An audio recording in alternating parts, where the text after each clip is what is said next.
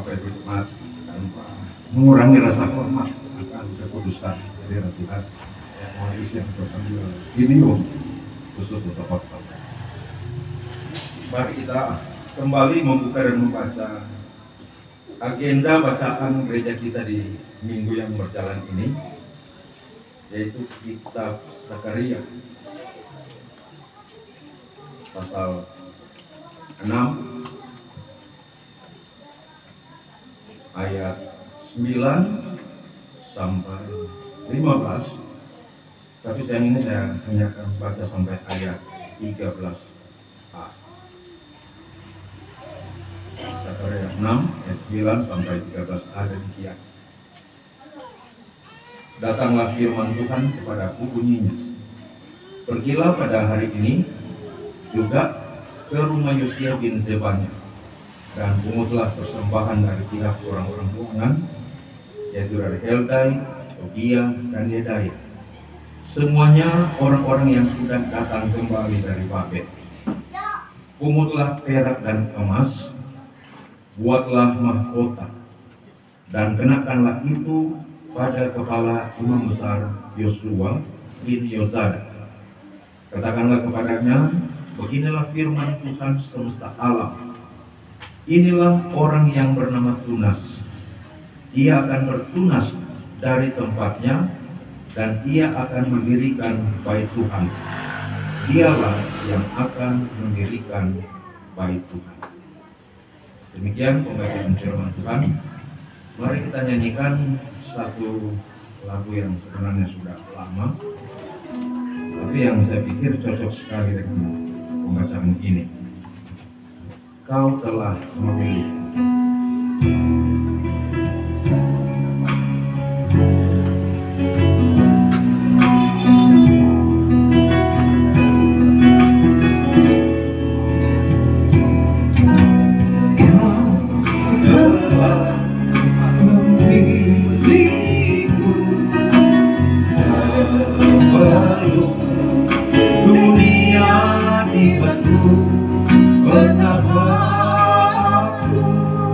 Bersyukur padamu, ya Tuhan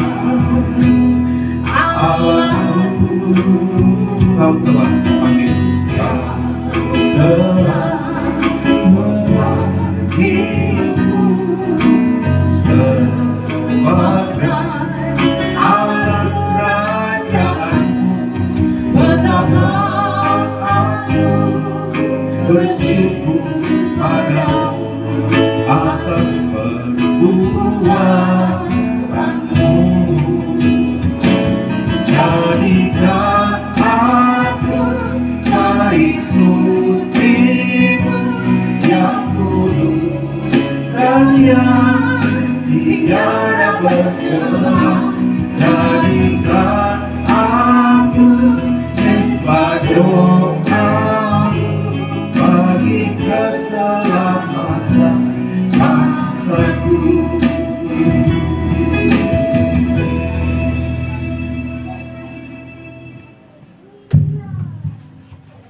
jemaat yang dikasihi Tuhan.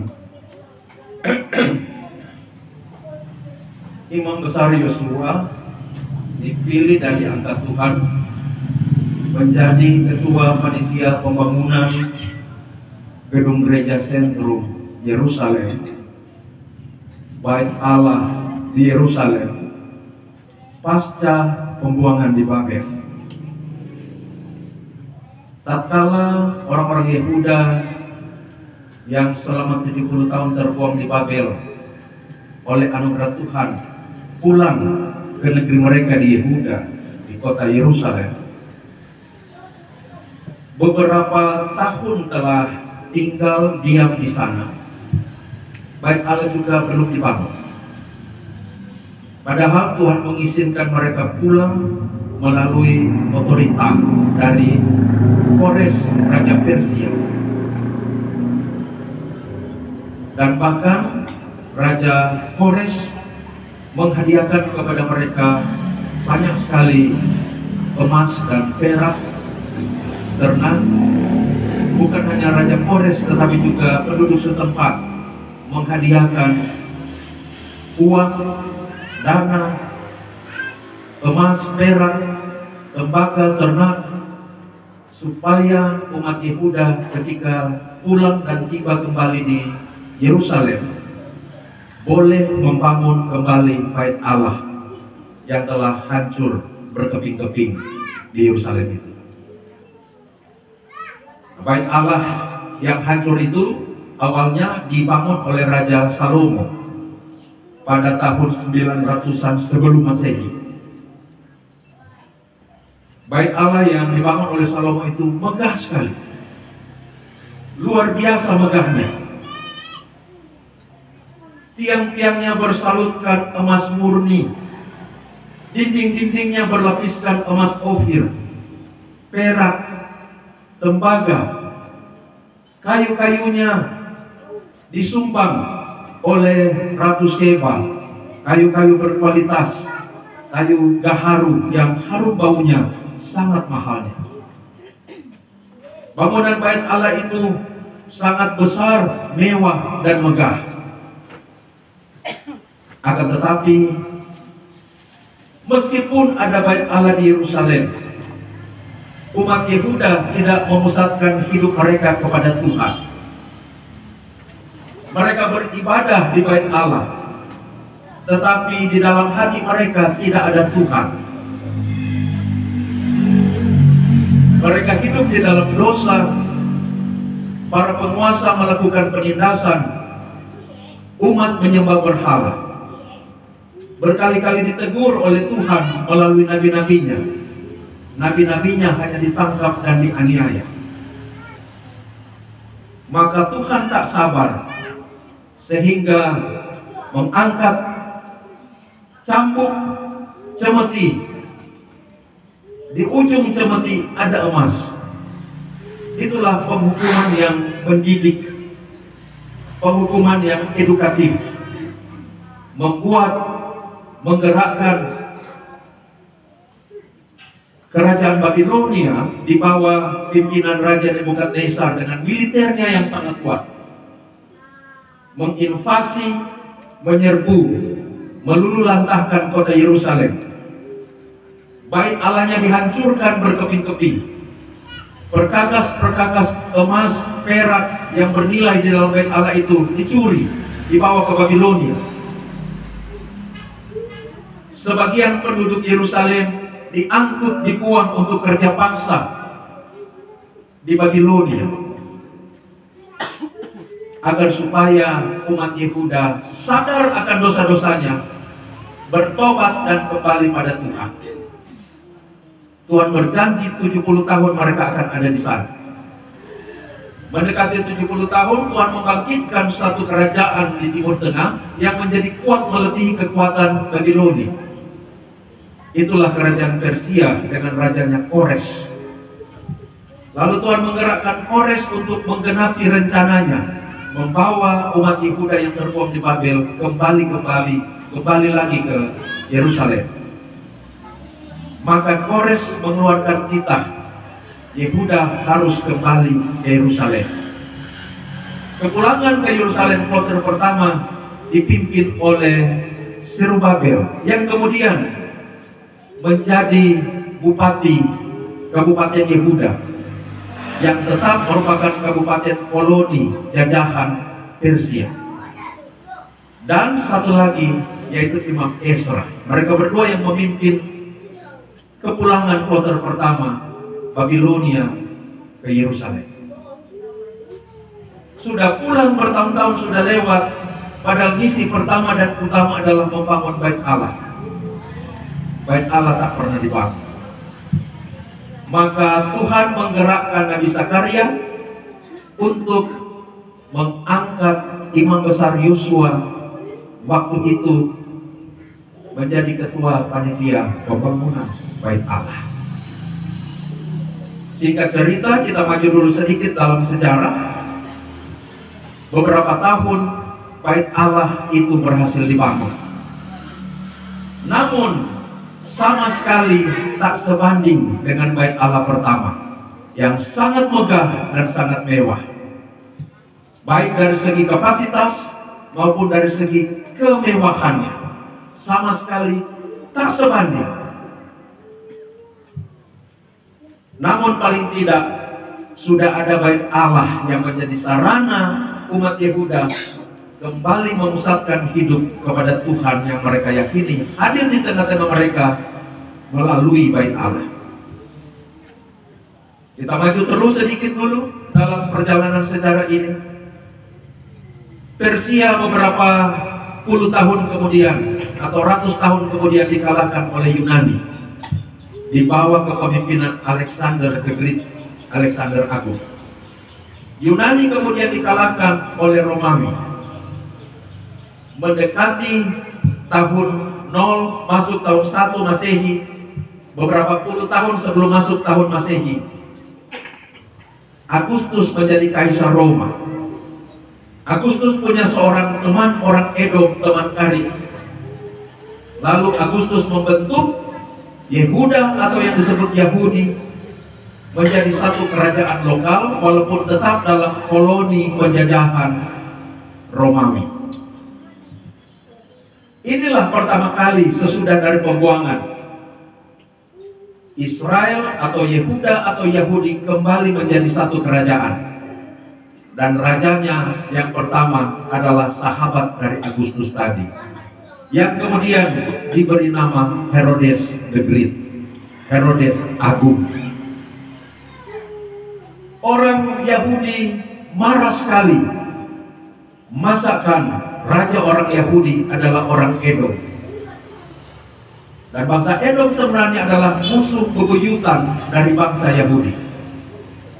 Maka untuk mengambil hati orang-orang Yahudi, Herodes Agung melakukan pemugaran, renovasi terhadap bait Allah yang dibangun oleh imam besar Yosua tadi. Dipugar, direnovasi menjadi lebih besar, menjadi lebih megah. Sudah cukup megah, walaupun belum sebanding kemegahannya dengan bait Allah pertama, yaitu bait Allah yang dibangun oleh Salomo. Maka masyarakat Yahudi senang sekali dan mulai menerima Herodes Agung orang Edom itu menjadi raja mereka, raja orang Yahudi. Singkat cerita, pada tahun 70 Masehi, Jenderal Titus menghancurkan bait Allah yang dipugar oleh Herodes itu. Kembali menjadi berkeping-keping,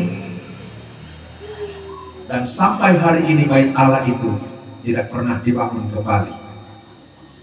Sampai hari ini sejak tahun 70 Masehi itu, umat Yahudi tidak pernah lagi mempunyai bait Allah. Dan yang ada di lokasi tempat bangunan bait Allah di Yerusalem itu tadinya di Gunung Sion, sekarang berdiri Masjid Al-Aqsa.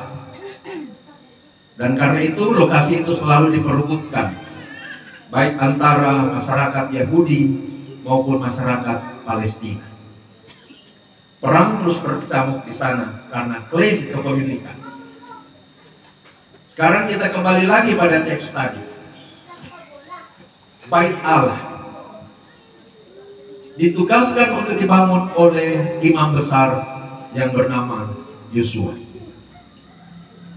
Kita sudah melihat bait Allah pertama-tama dari perspektif bangunan. Tetapi ketika bait Allah itu dihancurkan pertama oleh Nebukadnezar, dibangun lagi, dihancurkan kedua oleh Jenderal Titus, dan tidak ada lagi. Di dalamnya sebenarnya mengandung pesan koreksi dan kritik kepada umat Yehuda. Apa artinya sebuah bangunan bait Allah yang megah? Apa artinya ibadah-ibadah dan korban-korban yang kalian persembahkan di bait Allah, tetapi Tuhan tidak bertahta di hatimu? Tuhan tidak ada dalam hidup.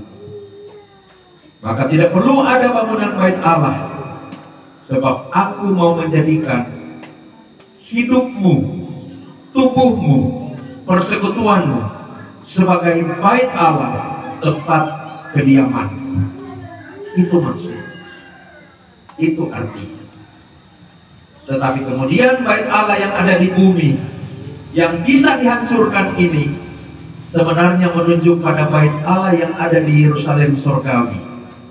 Rumah Allah, Bet El, bait El, rumah Allah yang kekal, yang tidak dapat dirusak, yang tidak pernah dapat dihancurkan oleh siapapun.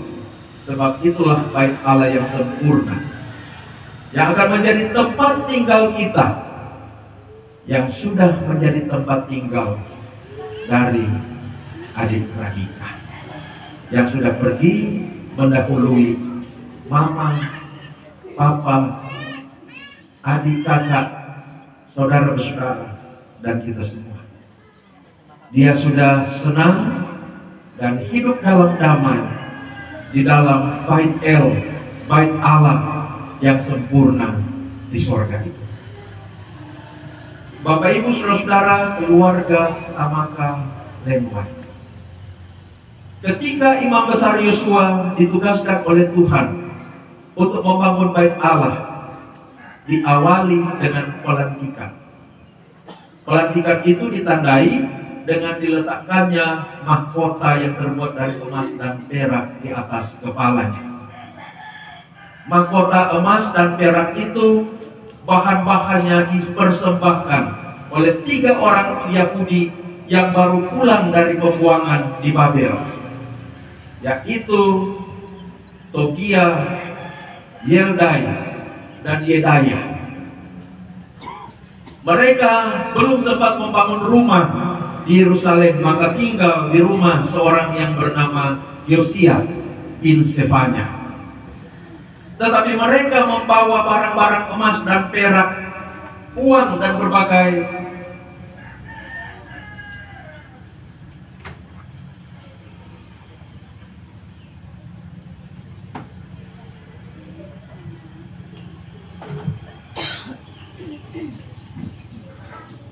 barang lainnya yang bernilai.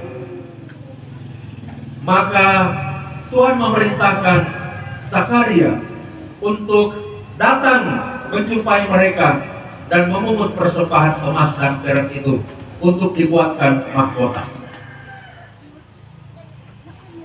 Babel adalah simbol dari dosa dan penghukuman. Penghukuman di Babel karena dosa umat Yehuda memang masih penghukuman sementara karena sifatnya mendidik supaya sadar dan bertobat.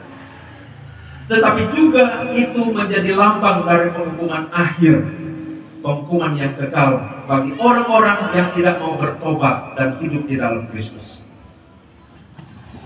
3 orang ini sudah dibawa Tuhan keluar dari Babel, keluar dari tengah-tengah penderitaan, keluar dari pembuangan, keluar dari kuasa dosa, dan sekarang telah berada di Yerusalem, simbol dari hidup yang baru, hidup dalam pertobatan.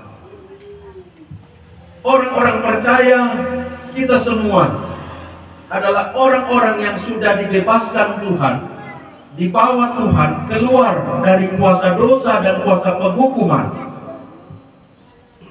Maka orang-orang percaya akan senantiasa memiliki animo seperti animo yang dimiliki oleh Yedaya, Tobia, dan Yeldai, yaitu mempersembahkan persembahan-persembahan yang bernilai demi menopang pekerjaan pembangunan bait Allah. Ini mengkonfirmasi kita, kalau ternyata dalam hati kita memiliki animo, keinginan untuk memajukan pembangunan bait Allah, baik bait Allah dalam pengertian sarana prasarana pelayanan, gedung, dan berbagai sarana prasarana lainnya, maupun bait Allah yang hidup, yaitu orang-orang, gereja, individu demi individu, persekutuan orang percaya yang dibangun melalui pelayanan, itulah bait Allah. Dan kita memiliki animo, kemauan, kerinduan, kerelaan untuk memajukan pembangunan bait Allah, ini mengkonfirmasi, menegaskan, meneguhkan, berarti kita adalah orang-orang yang sudah dibawa keluar dari Babel, sudah dibawa keluar dari kuasa dosa dan kuasa penghukuman. Berarti kita adalah orang-orang yang sudah diselamatkan, beroleh hidup kekal, dan hidup di dalam hidup yang baru. Kalau ternyata hati kita masih berat untuk mempersembahkan persembahan-persembahan yang bernilai untuk memajukan pekerjaan pelayanan, memajukan pembangunan bait Allah, jangan-jangan kita masih di Babel. Jangan-jangan kita masih hidup di bawah kuasa dosa. Kita boleh meminta kepada Tuhan, Tuhan, bawalah hamba-Mu ini keluar dari Babel, keluar dari kuasa dosa, agar supaya memperoleh hidup yang baru, yang ditebus, selamatkan, peroleh hidup yang kekal, yang bergabung dengan Tuhan dalam misi agung membangun bait Allah.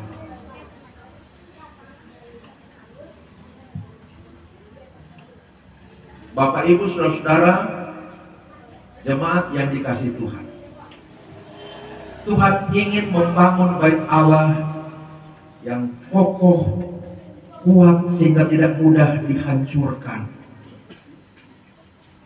yang megah sehingga menampakkan, memancarkan kemuliaan emas dan murni yang ada di dalamnya. Akan tetapi lemahnya pertahanan umat di Yerusalem, ibadah itu dihancurkan, bait Allah itu dihancurkan oleh pasukan Nebukadnezar tahun 587.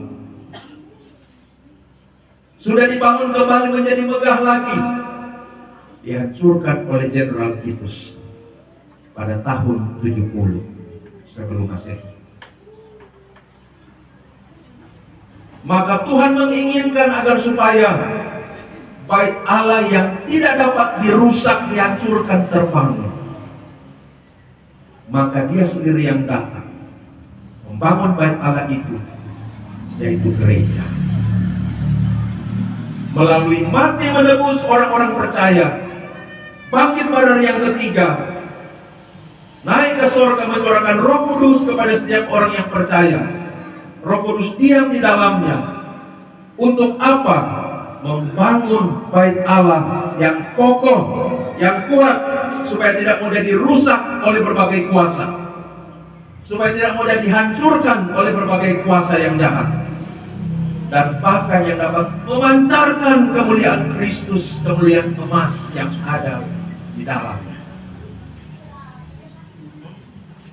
Dengan apakah bait Allah yang kokoh itu dibangun? Yaitu dengan material yang kekal, yaitu firman Allah. Hidup yang dibangun oleh firman, itulah bait Allah yang kokoh. Sehingga meskipun datang berbagai tantangan, tidak akan roboh. Tuhan ingin membangun bait Allah yang kokoh dengan bahan material, yaitu firman-Nya yang kekal.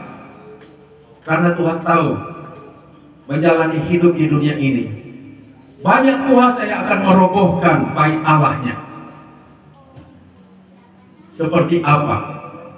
Seperti rupa-rupa persoalan, seperti rupa-rupa tantangan, seperti rupa-rupa pergumulan, termasuk pergumulan keterpisahan, kehilangan orang yang dikasihi. Iblis selalu memanfaatkan kelemahan. Di mana ditemukan iman yang lemah, yang masuk ke sana dan menyerang untuk merusak, merobohkan, menghancurkan bait Allah.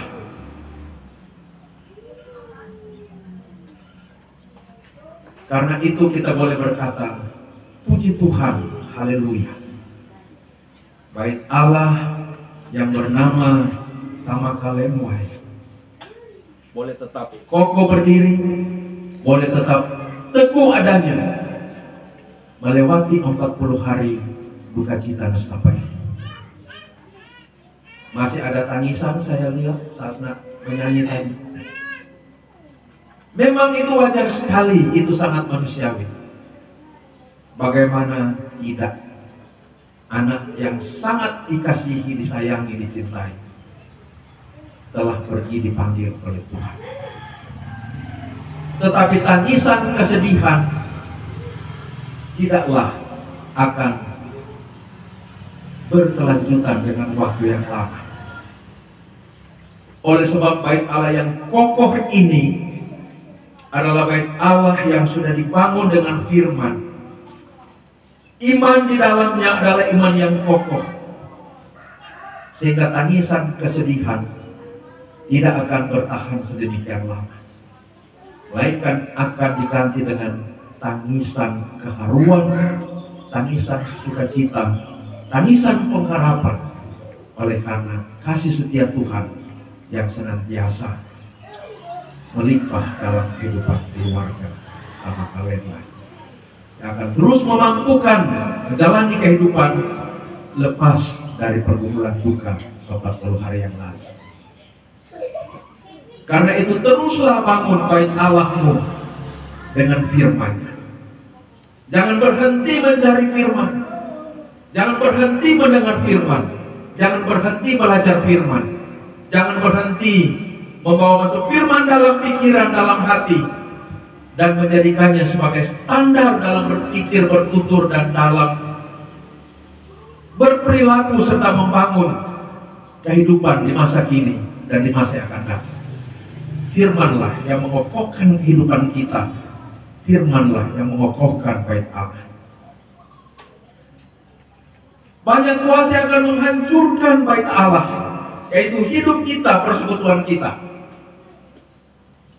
Bait Allah yang namanya bening. Lihatlah sekarang, sementara dihancurkan dari atas, pemimpinnya mau dihancurkan oleh iblis. Bisa kita lihat itu dari media sosial. Diserang, dilemahkan, mau dihancurkan. Setiap komunitas, kalau pemimpinnya hancur, pasti yang ada di bawahnya juga hancur. Ini strategi iblis. Diserang dari atas, diserang juga dari bawah. Keluarga-keluarga Kristen diserang sehingga mengalami perceraian. Suami-suami, kepala-kepala keluarga diserang sehingga berselingkuh. Istri-istri diserang sehingga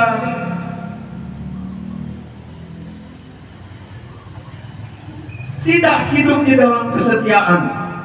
Anak-anak muda diserang dengan perilaku seks bebas. Hari Senin saya diskusi dengan Pak Nolvi Lenwat, dapat ilmu. Di Indonesia ini ada 4 kanton Kristen, basis Kristen. Sulawesi Utara, kota Manado. Maluku, kotanya Ambon. NTT, kotanya Kupang. Papua, ada Jayapura, ada Soro. Papua Barat, Papua Timur. 4 kantong Kristen ini sayang sekali. NTT ranking 1 di dalam kasus KDRT. Papua se-Indonesia ranking 1 dalam kasus HIV/AIDS. Maluku, Ambon ranking 1 dalam kasus seks bebas, hamil di luar nikah. Sulut, Manado ranking 1 dalam masalah perceraian. Mari kita membuka mata kita. Bukankah ini adalah pekerjaan iblis yang sedang merusak bait Allah, kantong-kantong Kristen, termasuk gereja masih Injil di Minasa. Ya rusak dari atas, ya rusak dari bawah. Maka firman ini penting sekali untuk di follow up secara serius oleh gereja, oleh para pemimpin gereja, oleh para pelayan, agar supaya kita serius sungguh-sungguh membangun bait Allah ini. Bangun dengan apa? Firman. Serius mempersiapkan, memberitakan firman, dan setiap warga jemaat serius untuk belajar firman. Menerapkan firman dalam kehidupan, menjadikan firman sebagai standar, bukan pikiran kita, bukan hati kita. Ketika Yosua diperintahkan untuk memimpin pembangunan bait Allah, itu artinya supaya masyarakat Yehuda pasca pembuangan memusatkan kehidupan mereka kepada Allah yang mereka percayai hadir di tengah-tengah mereka melalui bait Allah. Membangun bait Allah artinya membangun persekutuan dengan Allah. Dalam persekutuan itu, kita umat Allah memusatkan hidup kita kepada Tuhan, memusatkan hidup kita kepada Kristus. Definisi iman yang tepat sekali namun sederhana ialah, apa itu iman?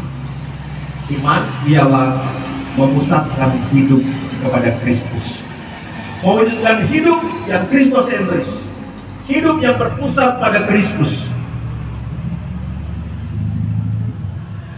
Ini penting sebab seringkali kita orang Kristen, kita pikir kita Kristen, kita pikir kita memusatkan hidup pada Kristus dengan beribadah, menyanyi dan sebagainya, tapi sebenarnya sedang tidak. Contoh yang seringkali kita tidak sadari, misalnya kesaksian di ulang tahun, saya sering dengar. Syukur kepada Tuhan sebab saya boleh bertambah usia. Harapan saya karena di usia saya yang baru, saya semakin diberkati oleh Tuhan. Jadi siapa yang pusat? Saya atau Tuhan? Saya. Kalau berpusat kepada Tuhan, kira-kira bagaimana kalimatnya? Saya bersyukur sebab oleh anugerah Tuhan saya bertambah umur, dan saya berharap di usia yang baru ini hidup saya boleh semakin memuliakan Tuhan. Itu baru iman yang Kristosentris, iman yang benar. Lagu-lagu banyak yang bersifat berpusat pada manusia, berpusat pada ego, yang sifatnya human centric, anthropocentric, dan bukan Kristosentrik. Tadi lagu yang kita nyanyikan sesudah pembahasan Alkitab itu memang bukan lagu gerejawi, tapi itu lagu rohani. Dan itu lagu yang sangat teosentrik. Ada lagu-lagu rohani, lagu-lagu kontemporer banyak yang sifatnya antroposentrik, berpusat pada manusia. Lagu pertama tadi juga itu bukan lagu gerejawi, lagu rohani kontemporer, tapi sangat teosentrik. Banyak juga lagu-lagu kontemporer yang sangat teosentrik kita pakai. Artinya bahwa tidak salah juga pemikiran bahwa saya ada, saya hidup, saya ingin diberkati Tuhan. Tetapi jangan lupa bahwa kita hidup juga untuk memberi kemuliaan kepada Tuhan, untuk menyatakan pengabdian kepada Tuhan. Jangan lupa dari segi itu. Lagu-lagu di Kidung Jemaat, NKB, PKJ, NNBT, itu lagu-lagu yang sudah disortir, dan karena itu dijamin seimbang. Tidak hanya teosentrik, tapi juga ada yang human centric. Tapi lebih banyak yang teosentrik, seperti di Jemaat NNBT, katanya Haleluya, pujilah, dan seterusnya. Lagu yang sangat teosentrik atau kristosentrik. Lagu-lagu kontemporer, Waktu Tuhan, itu lagu-lagu yang sangat egosentrik, sangat human centric. Banyak sekali. Ada lagu yang berbicara tentang Tuhan beri makan, ya, lagu apa itu? Tuhan kenyangkan, ya kan? Ya itu betul, Tuhan beri makan, Tuhan kenyangkan, Tuhan berkati. Tetapi mana lagu yang mau kita ungkapkan bahwa kita juga mau mengabdi kepada Tuhan, kita mau memuliakan Tuhan? Maka harus seimbang, saudara-saudara. Lagu gerejawi disebut lagu gerejawi karena lagu-lagu itu disusun, diciptakan oleh orang-orang Kristen, lalu kemudian dibahas oleh para hamba Tuhan, antara teolog, pemimpin gereja menentukan, oh ini lagu yang teologis, jadi lagu gerejawi, dan tidak punya motif profit, dijual supaya diperbanyak, dan karena itu tidak mahal-mahal. Lagu rohani kontemporer bukan lagu gerejawi karena diciptakan oleh satu orang Kristen atau dua orang atau beberapa orang dengan motif profit, tetapi juga motif bersaksi. Tidak apa-apa, tidak salah. Karena itu tidak dibahas oleh para pemimpin gereja, para teolog, tidak melalui satu proses studi untuk menetapkan ini lagu-lagu gerejawi yang dinyanyikan dalam ibadah. Tidak lewat proses itu. Ya, jadi itu beda lagu gerejawi dan lagu rohani kontemporer. Nah, jadi membangun bait Allah berarti membangun kehidupan yang berpusat pada Kristus. Selama kita membangun kehidupan yang berpusat pada Kristus, maka selama itu kita akan mengalami kasih karunia, kasih setia Kristus dalam kehidupan kita. Tetapi juga kita dipanggil untuk senantiasa mempersembahkan hidup kita menjadi persembahan yang hidup, kudus, dan berkenan.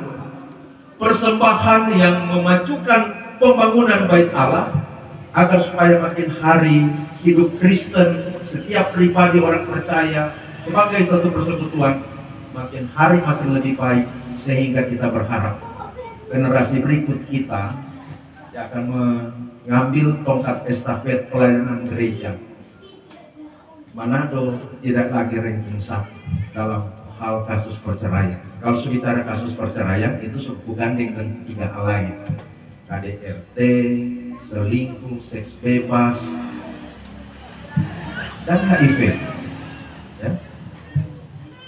Nah, jadi kita berharap seperti itu. Selain daripada itu, membangun hidup yang berpusat pada Kristus akan membuat hidup kita menjadi kokoh, sehingga apapun tantangan, cobaan, pergumulan, termasuk pergumulan kehilangan seperti yang dialami keluarga, tidak akan membuat bait Allah menjadi rusak, bahkan menjadi hancur. Terpujilah Kristus. Amin. Puji-pujian dari jemaat Bukit Moriah di Kalabari.